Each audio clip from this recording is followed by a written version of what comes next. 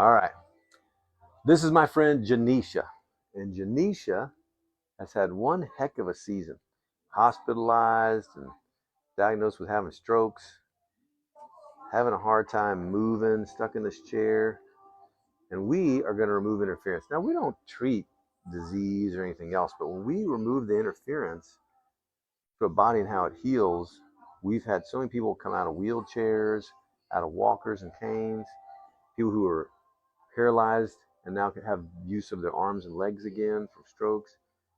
So we're believing for Janisha here, and I want you guys to see the adjustment, because adjustment, you can tell she's tilted this way. The adjustment's going to take pressure off right on this spot, right there. And I'm not going to twist her neck hard either. It's right here, just like that. Good, and I love you. Mwah. Awesome. Beautiful. Now. I heard it just scared you.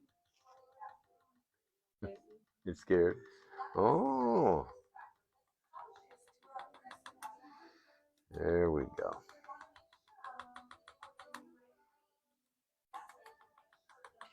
That's how we do it right there. Janisha got